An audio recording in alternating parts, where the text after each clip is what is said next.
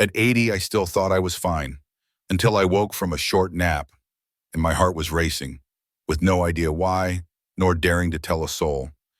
Everything is quietly changing. No drama, no warning.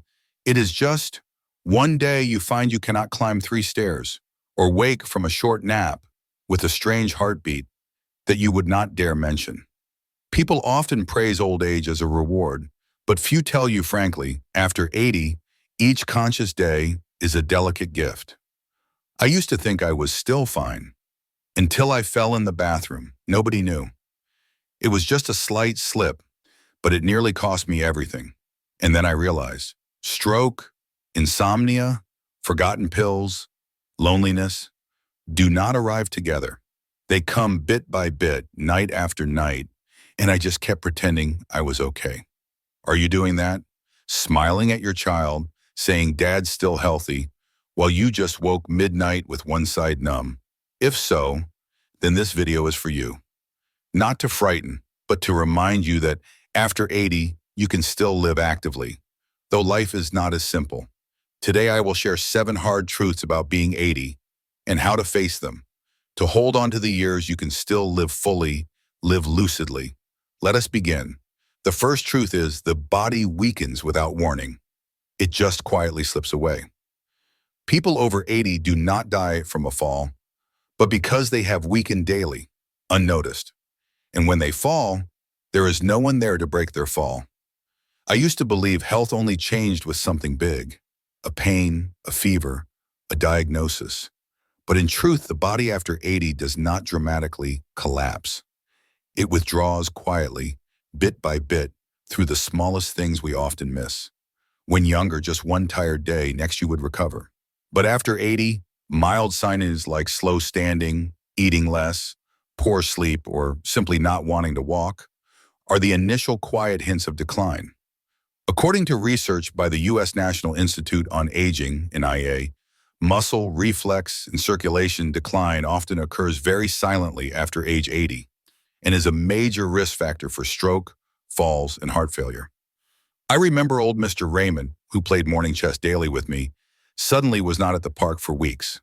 When I visited, he said, "Perhaps the weather made me a bit tired."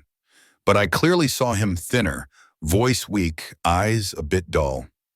Then one morning, he had a mild stroke from high blood pressure due to dehydration and skipping breakfast for days. That stroke did not come in one day. It came after weeks. He thought he was just a bit tired. I was like that. At first, I did not fancy going to market. Then I woke up late. Then I hesitated to call anyone, lacking any spark. Luckily, my child noticed my weak voice on the phone. Thanks to regular checkups, I found I had mild anemia and low blood pressure. Untreated, it could have caused a stroke in my sleep.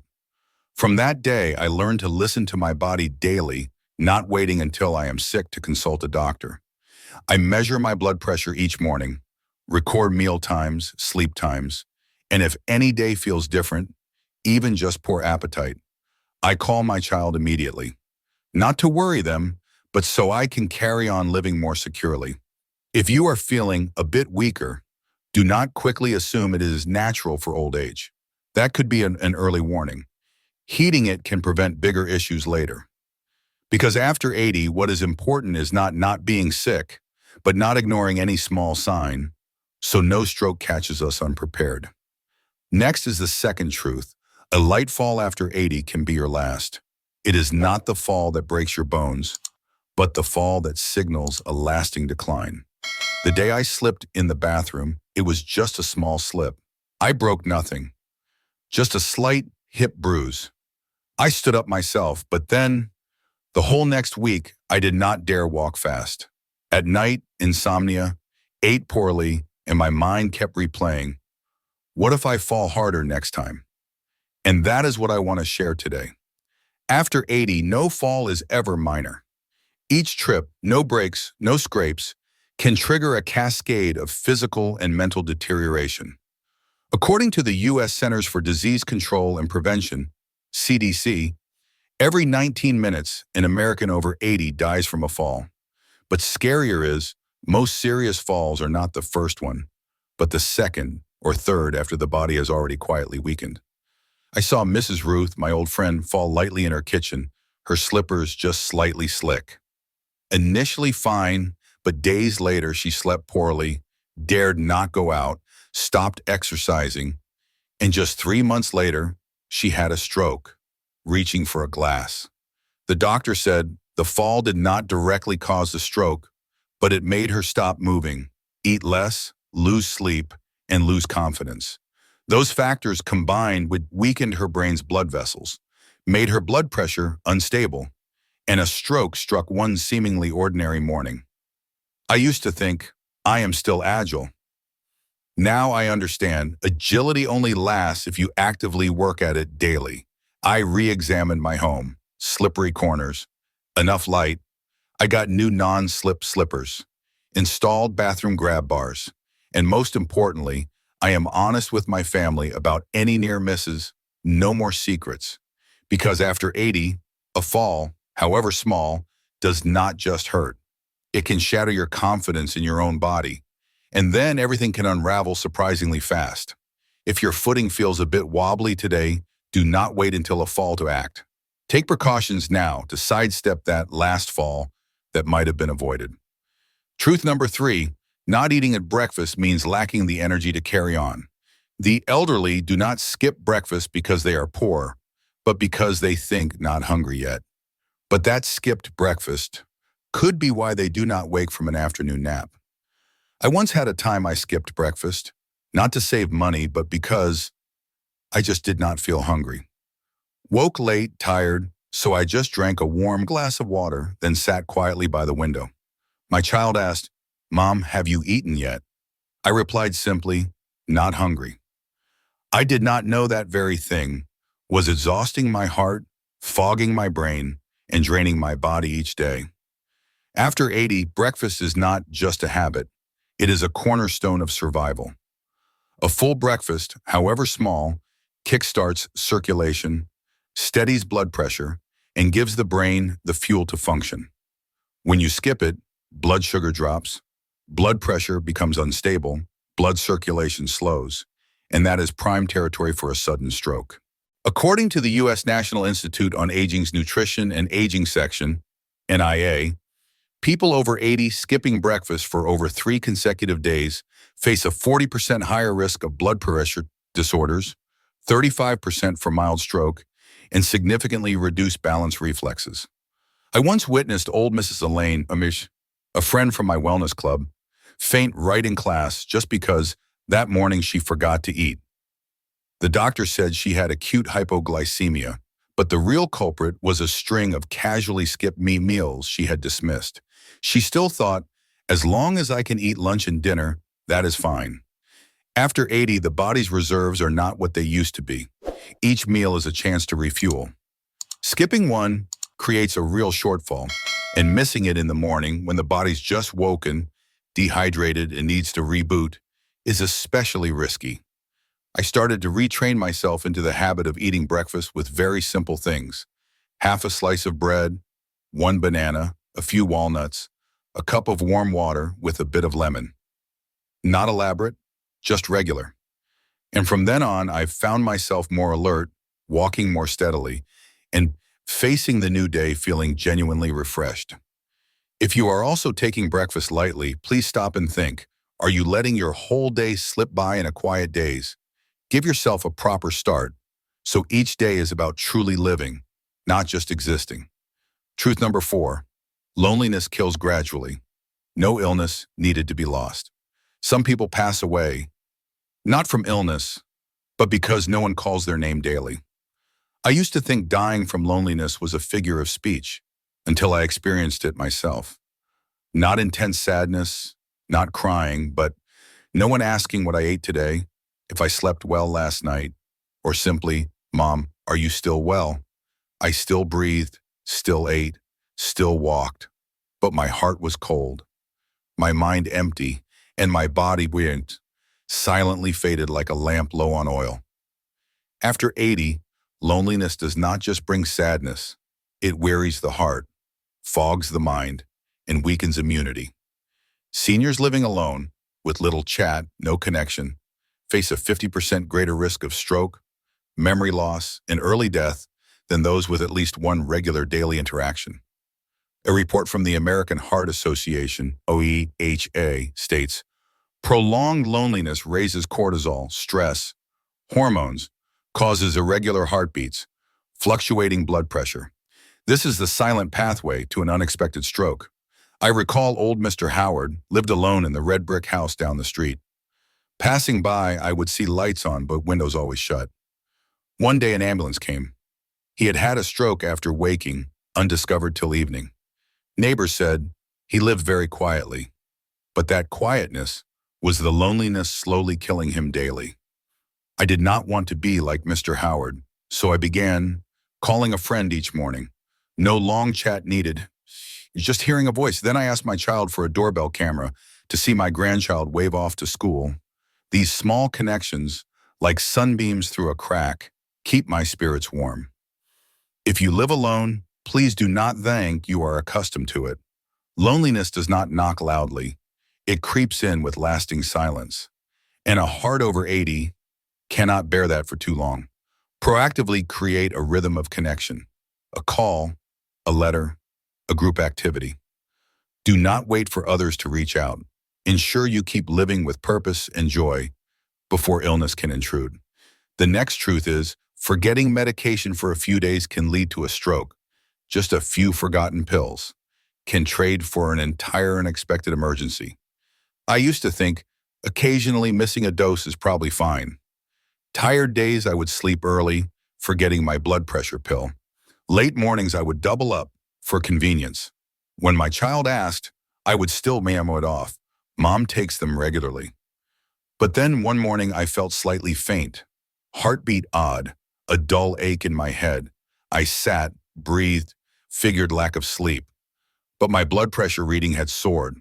The doctor later said, just 2-3 days of irregular medication at this age, stroke risk increases distinctly. After 80, the body lacks youth's safety margin. Each pill for blood pressure, heart, anticoagulants is a thin lifeline keeping blood in the brain, heart, and vessels, flowing steadily. Miss a few days, it is chaos, and stroke can strike anytime. A Johns Hopkins University study shows nearly 30% of strokes in those over 80 are directly linked to not taking medication on schedule, especially for blood pressure and anticoagulants. Those living alone or mildly confused easily forget without realizing. I remember my old friend Charles often boasted not relying on pills. Visiting once, I saw several pills left in his box. He said, I have felt fine for days, probably do not need them. Less than a week later, he was hospitalized for a mild stroke. The doctor said, not the illness, but irregular medication. Since then, I do not dare be careless.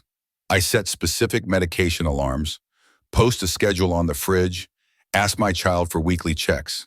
Not because I am weak, but because I understand. At this age, there is no room for error. If you also take daily medication, please treat it like drinking water, breathing, consistently, seriously. Because just a few missed doses can cost your alertness, your independence, and those peaceful days you take for granted. Stroke does not wait for you to fix mistakes. It arrives the moment you think missing one day will not matter. Truth number 6. Chronic insomnia shrinks the brain and exhausts the heart. Sleepless nights, groggy mornings. Over time, mind and heart both suffer. Some weeks I would barely get a full night's sleep, tossing and turning, waking up weary, memory foggy. I would still smile, try to move, take my pills, but deep down I knew I was running on empty. Many seniors consider insomnia normal in old age, but the truth is, chronic insomnia, when prolonged, does not just tire you. It silently damages the brain and heart. Research from the U.S. National Institutes of Health, NIH, shows those over 80 with insomnia more than 3 nights weekly for over a month risk brain shrinkage in memory areas and nearly double their stroke likelihood due to cardiovascular stress and cerebral circulatory issues. Sleep is not just for rest. It is when the brain clears toxins, the heart rhythm regulates, and brain blood vessels relax after a day's work. Without deep sleep, the body does not recover. And nightly, this hastens a stroke without obvious warning. I met old Mrs. Linda, often forgot her grandchild's name, mixed up dates, her child's suspected age-related confusion. But tests revealed she had slept under 3 hours nightly for 2 years. She did not think she had insomnia, as she went to bed on time, just could not sleep. Then I understood. Lying down is not sleeping. Sleep must be deep, unbroken, and sufficient to keep a sharp mind and an unstrained heart. I started making changes. Screens off by 8 p.m., soft music, gentle stretches. Crucially, I told my doctor about my sleep instead of suffering silently. After weeks, I woke feeling recharged. My mind felt clear again. If you are underestimating sleep, please pause and ask, did I truly sleep last night? If not, start addressing it today. Because when the brain does not rest, the heart does not recover. Stroke can arrive like an uninvited shadow. Enough sleep will not make you younger, but it definitely keeps you present. And the final truth is, lack of light and movement, a slow death everyone ignores. Not going out, not moving, is like dimming your own light daily. For a while, I barely left the house. Bed to chair, chair to kitchen, every day the same. Only light from the ceiling lamp and the droning TV. I would tell my child, why go out in the sun? Mom is used to indoors.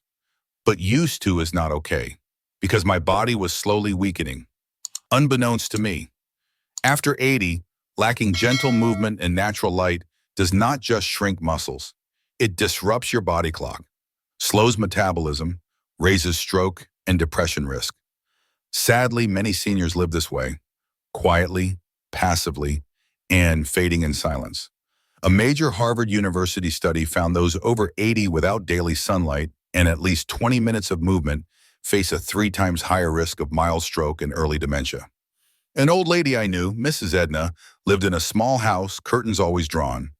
Gentle, never complained, but a checkup revealed severe vitamin D deficiency, muscle weakness, disrupted biological rhythm. She slept days, stayed up nights, ate erratically, memory failing.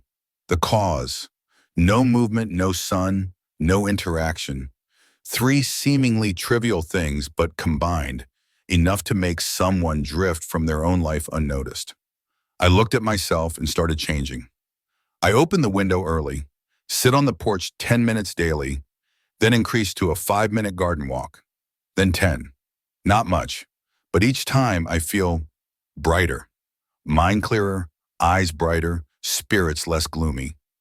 Light is not just for seeing, it signals your body to function rhythmically. Movement is not just for fitness, it reminds your heart you are alive. If you are too still, in a dark room, moving little, do not think you are resting. You are slowing your own vital functions. Step onto the porch, open a window, walk a few laps, and tell yourself, I am still here, and I choose to truly be present. Because stroke sometimes does not come from pain, but from prolonged silence, unnoticed, unnamed. After 80, everything certainly slows down. But that does not mean you have to just give in. Maybe you are not as agile as before, cannot recall every name, every appointment, but there is still one thing you can do and should do. Choose awareness. Choose to be proactive. Each truth in today's video is not easy to hear because everyone wants to believe they are still fine, can still manage. But when we are brave enough to face discomfort, that is when we truly start caring for ourselves. Not to live longer, but to live more clearly, each day remaining. If you have fallen, please share it with your children. If you often forget medication, jot it down. If you cannot sleep, do not hide it. Do not just bear it. Remember, sharing does not make you weaker. It is how you stay stronger. And if you are living alone, it is even more vital to bravely speak up. Because sometimes just one timely call can be a lifeline. If this video resonated with you, perhaps share it with a friend who might understand, or feel free to leave a thought in the comments below. I always read them, and I am listening. Thank you for your courage in listening to these honest words. Wishing you a gentle day and a peaceful night.